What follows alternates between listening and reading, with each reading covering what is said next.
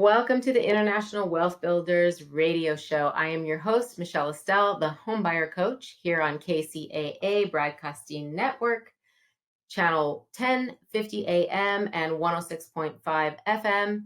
We are affiliated with CNBC, NBC News, and NBC Sports, where we reach 5 million households in the greater Los Angeles area.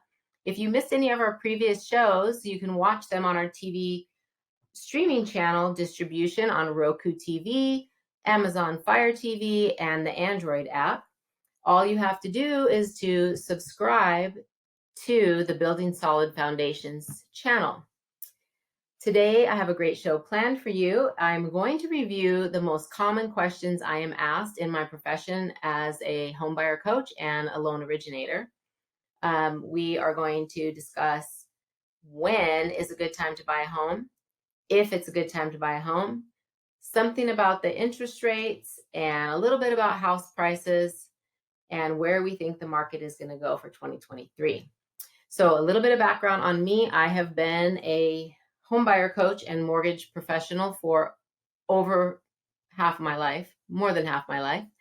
I started in this industry in 1985. So I was 19, so you can do the math. I was in college, going to school to be an engineer and studying math and science. And I also was working a part-time job where on my route, I applied for some jobs. And most of the businesses that I delivered to in my part-time job were to real estate offices, escrow offices, mortgage companies, some attorney offices, and title offices. So I put in my application on my route and I got a job at a mortgage company. I continued to go to school to be an engineer, but soon I was heading to my physics lab in heels and a dress and without dinner. And I started to realize that maybe my career should be in the mortgage industry. So most people don't wake up or dream about being a mortgage loan originator, and that wasn't a dream of mine, but I fell into it, and nearly 40 years later, I am still in the mortgage industry. So today I'm going to give you my best advice regarding the questions that I'm often asked. This show is an advertisement as well as just for informational purposes, and it is not any type of a commitment to lend or with regard to programs and disclaimers for any particular mortgage company. This is just a show where I'm going to talk about what I know and what my experience have been being a homebuyer coach. So the first segment, we're going to go over, is it a good time to buy? And in our future segments in the next hour, we're going to discuss interest rates and prices of homes and where the market might be going for 2023. So the first segment, is it a good time to buy a home? Well, again, this is in my opinion. This is my experience over 40 years of being in this industry. And I can tell you without a doubt that nearly any time is a good time to buy a home if it is right for you. So it has nothing to do with the markets as much as it has to do with your preparation and your goals for homeownership. If you want to buy a home, any time would be a good time if you can afford it, if you are prepared for the monthly payment, if you have stable employment, if you have decent credit, and you have a shelter budget anyway, because you're going to rent, most likely rent or pay for a home, potentially live with family or friends or have roommates, sure. But when that time comes that you've prepared for a home, we're not going to be so much concerned about what the market's doing. We're going to be concerned about where we are in our own life.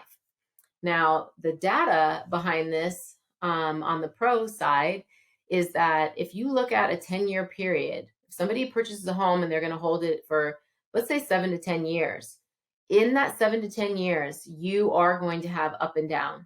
You're going to have ups and downs in the market. You're going to possibly lose some value, gain some value, lose some value, and gain some value. But At the end of that 7 to 10 years, you are going to have mostly all upside. Now, what you're also going to have is 10 years of payments on your mortgage loan, which means 10 years of amortization. So you will have reduced your balance that you owe on your purchase, and you will most likely have ended up in a point of appreciation as well as amortization, which means equity. If you rented for that same 10 years, you will not have anything to show for it. You won't have paid anybody's mortgage but the landlord. And that would be similar to 100% of interest and not gaining anything on that investment. So, preparing for homeownership is an individual thing, and it is something that for most people should be a goal. I understand that in some cases, renting is also good for a very few amount of people, depending on what you plan to do in your life and if you know where you want to live. So, a couple reasons why someone might rent is because they're not sure exactly where they want to live, or they like to move around a lot. They like to travel, they like to live in different places. I could see somebody not wanting to buy, and because what they're actually paying for is that freedom to move around and to decide where they want to settle. So that little exception is something, again, very personal. But if you're going to buy and hold a home for 10 years, you are going to be on the upside. And if you hadn't been renting for that 10 years, that also is a huge plus for you. Now, what we see as far as affordability might be another concern because, yes, with higher interest rates, payments are higher. But one thing that's very unique and special about living in the United States is one of the only countries where you can obtain financing for a home that is fixed for 30 years. Most other countries have some type of balloon payment or variable option in their lending for housing, or they don't have that long of a term. It's either going to be a balloon or a shorter term, or it's not going to be fixed for a long period of time. So in the United States, we have a 30-year fixed. What that means is that you are locking in what you're paying for your shelter. Now, in another show, I'm going to go over more about taxes and insurance. But when I talk about your payment not changing, we're talking about the principal and interest payment, the portion of your payment that pays back the loan, the money that you borrowed. So the principal and interest on the money that you've borrowed. Your entire payment might also include your taxes and insurance. Your taxes and insurance might not be fixed, but your mortgage payment, your principal and interest payment to pay back the loan that you borrowed to purchase a home, that is going to be fixed for 30 years. That is not going to happen with rent in most cases. If you are fortunate enough to live in the same place for 7 to 10 years, you probably will see some increase to your rent. You would not see that increase to the principal and interest payment on your mortgage. So that's another key thing is you pretty much do lock in your shelter budget, and you have 30 years to pay that mortgage.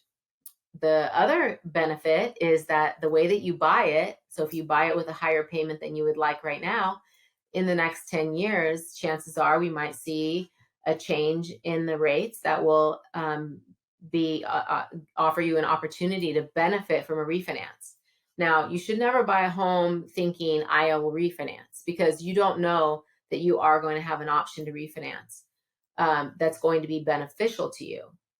You always have an opportunity to refinance, but you want to do it when it's going to be a benefit, when your payment's going to go down. But think about this. You paid 10 years on your mortgage, so your balance is lower. And if the rates drop in 7 to 10 years or fewer, then you are refinancing a lower balance and potentially at a lower interest rate.